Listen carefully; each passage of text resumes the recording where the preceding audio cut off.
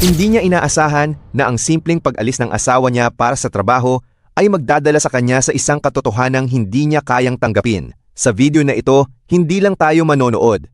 Uunawain natin kung bakit nangyari ito at ano ang aral na pwede mong gamitin sa totoong buhay. This video aims to educate viewers about real-life situations, human behavior, and important life lessons. Kung nais mong matuto sa ganitong uri ng kwento, mag-subscribe ka dahil dito, bawat pangyayari ay may aral. Sa simula pa lang, hindi na tahimik ang isip ng isang asawa. May gumugulo, may bumabagabag. Hindi mo ito makikita sa salita, pero mararamdaman mo sa kilos. Kapag ang isang tao ay sanay sa galaw ng kanyang mahal sa buhay, kahit maliit na pagbabago, napapansin niya. Ganito ang nangyari. Isang araw, umalis ang kanyang asawa para sa trabaho. Pero may kakaiba. Hindi tugma ang oras, hindi tugma ang galaw, at higit sa lahat, hindi tugma ang pakiramdam niya. Kaya nagdesisyon siya, hindi para maghinala lang, kundi para hanapin ang katotohanan. Sumakay siya, naghanap, at sinundan ang bawat posibleng puntahan. Dito makikita ang lakas ng kutob ng isang tao na matagal nang nagmamasid. Hindi ito biglaan, ito ay naipon. Habang umiikot siya sa mga lugar, wala pa siyang nakikitang patunay, pero hindi siya tumigil. Dito pa lang, may mali na, pero hindi pa niya nakikita. Hanggang sa dumating siya sa isang lugar at nakita niya ang motorsiklo ng kanyang asawa nakaparada sa bahay ng ibang babae. Doon, unti-unting nabuo ang lahat sa isip niya. Ang kutob ay parang bulong, pero kapag pinakinggan mo, nagiging sigaw ito ng katotohanan. Ang pagtataksil ay hindi agad nahuhuli. Pero may mga bakas itong iniiwan. Huwag mong balewalain ang paulit-ulit na senyales, dahil kadalasan, ito ang babala. Ang reaksyon ng lalaki, malinaw, gulat, takot, at pilit na pagtanggi.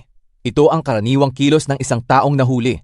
Sa psikolohiya, ito ay paraan ng isip para umiwas sa pananagutan. Maghahanap ng dahilan, magpapalusot, at minsan, ibabalik ang sisi. Pero sa realidad, hindi ito aksidente. Ito ay piniling gawin, at mas mabigat ang sitwasyon dahil siya ay isang pulis. Isang taong inaasahang magtatanggol ng tama, pero sa sarili niyang buhay, hindi niya nagawa. Ganito ang nangyayari sa maraming tao, lalo na kapag nangingibabaw ang emosyon kaysa isip. Mani akong kabit, ang kabit sa akong bana o ang akong bana. Ferry, ang kapal na mukha mo, nahuli ko pa kayo ng kabit mo na si Sheila May magkatabi? Ha? Diyan sa bahay ng kabit mo at pagkatapos pinagtulungan nyo pa akong sambunutan? Kasama yung ina ng kabit mo? Pati ikaw, hinahawak-hawakan mo pa ako? Ha? Anong ginawa mo? Isang pulis ka pa naman. Hindi ka dapat mamarisan. Ang dapat sa iyo ay matanggal ka sa serbisyo. Sir Rafi, tulungan niyo po sana ako, sir, na matanggal tong asawa ko at ma-actionan tong problema ko. Ako natin ngayon si Mary Joy Pescante. Siya po ay isang online seller. Napakagaling to. Magandang kunin tong asset ng NBI or CIA. Galing. Kahit na anong sabi nga kanina, Sunny at Chang Marks, matalino man ang matching na isang din. Pulis na matulis. Nabulaga ni Mrs. Astig to. Ma'am Mary Joy, magandang umaga. Magandang umaga po, Idol Rafi. Ang galing naman po ng intel ninyo. Paano niyo po nalaman na si Mr. at si Kabit ay magkasama sa isang lugar at that very moment? Kasi po, yung kumbaga po tinatawag nila po yung wife instinct po, sir. Wife instinct, tama. Okay. Opo. Kaya po, nung umalis po yung asawa ko dahil sa oras na po yun is parang duty po niya. Okay. Tapos po, napag-isipan ko po, sabi ko sa mga anak ko, mga anak, dito muna kayo sa bahay. Okay. Susundan ko yung papa nyo kung talaga bang doon siya pupunta sa trabaho niya. Aha. Tapos sabi ng mga anak ko, opo ma.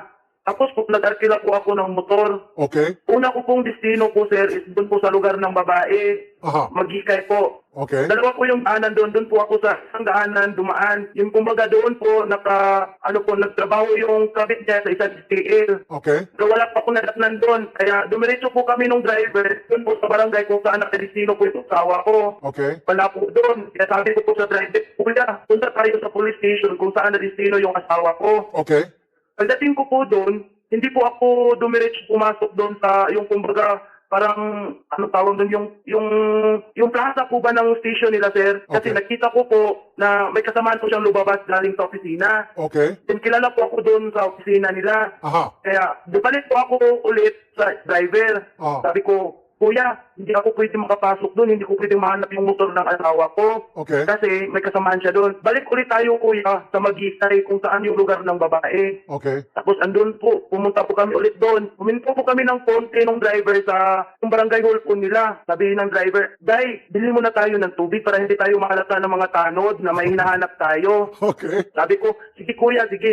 Tapos puminto po kami. Then, wala po yung tubig, yung yung piso-piso po. Oh. Ayun, sabi ko, diretso na lang tayo kuya, doon po, doon sa unahan po. Doon po kasi yung bahay ng kabit. Oh.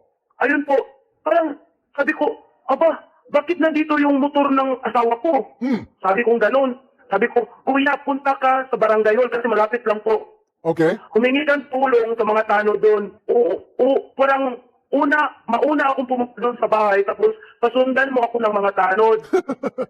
Sabi ko, Lumaki Tapos mata ni Miss. Sandali lang po. Sandali ma'am, kailangan ubusin ko lang yung tawa ko. Kasi pinapakita ngayon sa TV screen, yung pong reaksyon ni Mister nung mahuli. Dumilat yung mga mata. Yan, sandali ha. Okay, yan. And then, pakita mo yung mata ni... Nagulat. Ma'am, pakikwento sa amin, fast forward po tayo. Doon na po yung pagpasok niyo sa bahay. Pakikwento sa amin yung mga kaganapan, ano po yung nangyari. Kasi bitin yung video, ma'am, marami na bitin. Pakikwento sa amin yung pagpasok mo at nabulaga mo silang dalawa. ano kasi, may update kasi yung tatandaan there. Tapos, dahan-dahan ko ako makita, hindi ko ako makapansin. Opo. Kasi yung nanay po ng kabit, nandun po sa baba, yung parang kusina nila. Okay. Dahan-dahan po. Yun po talaga nakita sa dalawang mata ko na magkatabi sila sa higaan. Oh. Kaya tinutok ko po yung camera. Sabi ko, ito yung asawa ko, magkatabi sa nakabit niya. Okay, sandali pa. Okay. Sige, pwede ba yung with audio? Sandali, ulitin natin direct. Yung with audio, one more time. Yung umpisa na sa with audio. Sige, 1, 2, 3, go. Roll.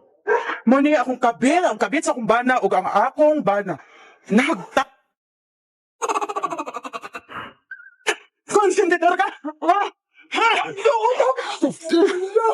Okay, so, ma'am, maraming natatawa yung mga nanonood ngayon. Nabulaga mo. Meron yung bantay, kaya lang yung bantay nakatulog. Natulog po. Sino yung bantay ng pulis? Yung kapatid po ng babae, Yan sa bantay kasi nakatulog. So, nalusutan sila. opo, sorry po nila. Oh, sorry nga nila.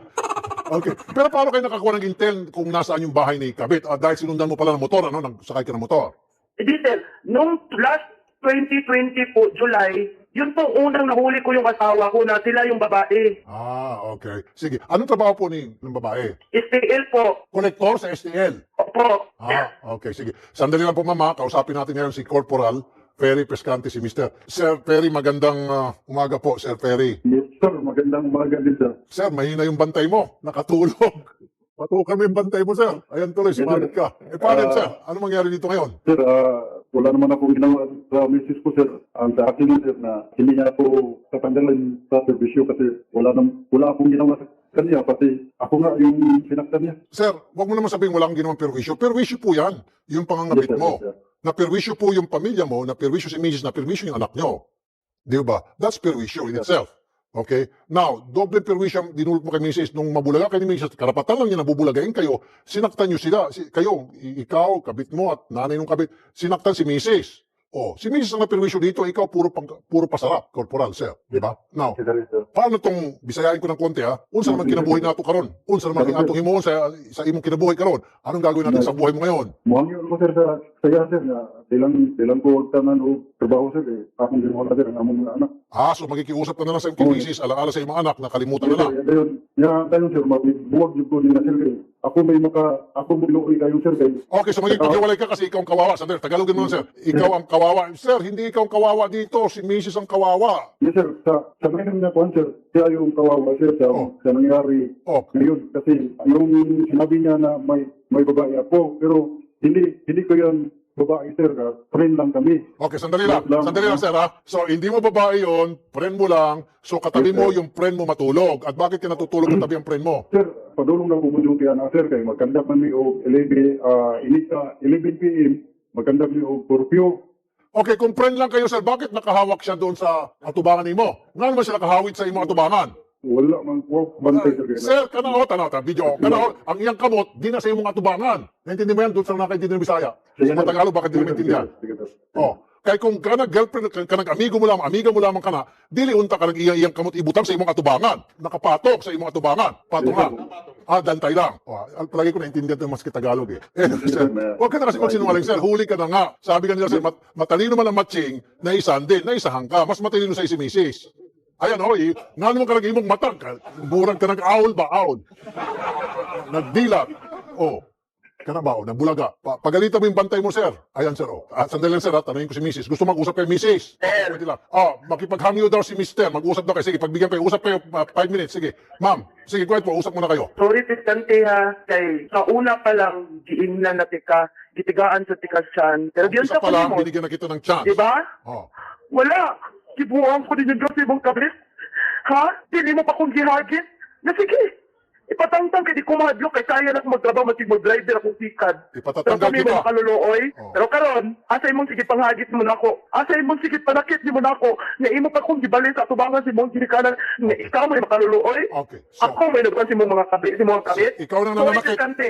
Okay, ako ngayon mukhang kawawa. Sige. Ma'am, Sir. pwede ba ka nagbagtagalog na lang kita para Okay makasabot? po, sir. Sige po. Okay po, sir. Sige po. Kahit anong gawin mo ng tabit mo sa harapan ko, hindi ko kayo mapapatawad. Talagang ipapatanggal kita. Kaya kong buhayin ang mga anak ko kahit wala ka. At ako maghirap para sa mga anak ko kahit wala ka. Di balik maghihirap ako para sa mga anak ko. Okay. Corporal, gusto mong sagutin po yung mga sinabi ni Madam? Corporal? Yes, sir, yes, sir. Sige po, sagutin niyo po, Corporal. Nakikinig po siya, narinig ka niya. Sige po. Kung dili pa lang tungkol sa mga kamagkita dahil. Corporal, pwedeng Tagalog, palihog, pwedeng Tagalog, please. Sige, po, sir. Sige po. Like, kung hindi lang sa iyong kamaldita, hindi ako, wala ko hindi mo katunta. Yung pero tungkol naman sa iyong kamaldita, Wala kang ginawa. Ako rin mo yun. Muntik mo siya patayin, muntik ka pa niyang patayin. Hmm. Bakit ba't mo nasabi muntik ka na niyang patayin, sir? Wala naman siyang dalang panaksak. Wala naman siyang dalang baril. Pangalawang bisis na sir na yung armas ko, Armas mo, baril mo? hindi, yung baril ko sir, kinuha niya, Oh. tapos nakatiun sa akin. Yung one time na nakaputok. Pinutukan ka? Yes sir. Saan ka tinamaan ka? Wala naman sir, kasi nakailag ako. Nakahilag ka? Naku, Yes, sir. delikado. Hindi Wala naman ko sa lahat sir. Wala ko sa lahat Hindi nga, kaya ako tindahan ka, kaya ka pinaputukan siguro at lumundag ka siguro. Hindi sir, sa ako matay sir, kung kasi hindi mo sir eh. Nagtarong ko sir niya. Ang yan po yung sa ko sir. Ang oras mo sir. Ganito na lang po, Corporal. Bigyan ko kayo ng ilang araw para tingnan natin kung kaya namin kayo pag-ayusin. Mag-uusap kayo. Siguro sa harap ni Major Eric Gingoyon, Station 1 Commander. Kapag hindi kayo nagkaayos, in 2 days, then ang susunod na hakbang, isasamahan namin si Mrs. para magsampa ng kaso sa korte. Okay? Yes sir. So pagbutihin niyo po muna lahat ng klaseng panunuyo, pagdiskarte, pakiusap kay Mrs. gawin niyo at baka mapalambot niyo siya. Okay, sir? Sabi ko sir, pero hindi na ako makipagbalikan sa kanya sir. Sir, hindi ko kita pipilitin na makipagbalikan kung ayaw mo na talaga. Alright? However, ang sinasabi ko rito, pag-usapan niyo muna, siguro kasama dyan kung ano mangyari sa inyong mga anak kapag kayo po naghiwalay, suporta, kustudiya, sandali lang sir, visitation rights, etc., etc. Okay? And then, baka pwede pag-usapan niyo yung annulment. Mga ganun ba? Okay? Yes sir. Yung bang maayos ang paghiwalay niyo kung hindi na talaga kayo mabuo kasi si Mrs. gusto ka talagang pakulong. So, ibig sabihin, si Mrs. mismo ayaw makipagbalikan sa iyo kasi kung gusto niya makipagbalikan sa iyo, hindi kanya ipakukulong. Gets? Kaya nga, therefore, bigyan ko kayo ng 2 hanggang 3 araw, Monday next week, sige, gawin natin hanggang Monday next week, babalikan namin kayo para malaman ko by then kung si Mrs. Bay decided pa rin magkaso sa iyo or napatawad ka ng Mrs. at napag-usapan niyo na yung kalagayan.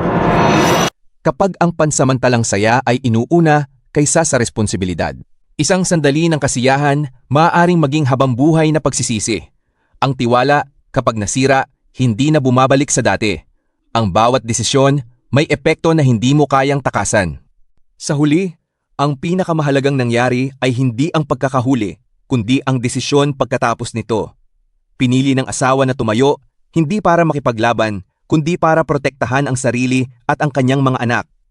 Hindi na siya nagpahulog sa pangako, hindi na siya naniwala sa paliwanag. Dahil sa puntong iyon, malinaw na sa kanya ang katotohanan. Ang lalaki humihingi ng pagkakataon, pero ang sugat ay sariwa at ang tiwala ay wasak na. Sa tunay na buhay, may mga bagay na kahit gustuhin mong ayusin, hindi na kayang ibalik at dito pumapasok ang pinakamahalagang aral. Minsan, ang pinakamahirap gawin ay ang bumitaw. Hindi lahat ng relasyon kayang iligtas kapag nawala na ang respeto. Piliin mo ang sarili mo, lalo na kung ikaw ay patuloy nang nasasaktan. Kung may natutunan ka sa video na ito, mag-iwan ka ng komento na may natutunan ako. Ibahagi mo rin ito dahil maaaring may ibang tao na nangangailangan makarinig nito. At kung nais mong mas maintindihan ang mga ganitong sitwasyon sa buhay, mag-subscribe ka dahil dito, hindi ka lang nanonood, ikaw ay natututo. At tandaan mo ito, sa bawat relasyon, hindi sapat ang pagmamahal kung wala namang respeto at katapatan. Dahil sa huli, hindi ang pagtataksil ang pinakamasakit, kundi ang katotohanang pinili kanyang saktan kahit alam niyang mawawala ka.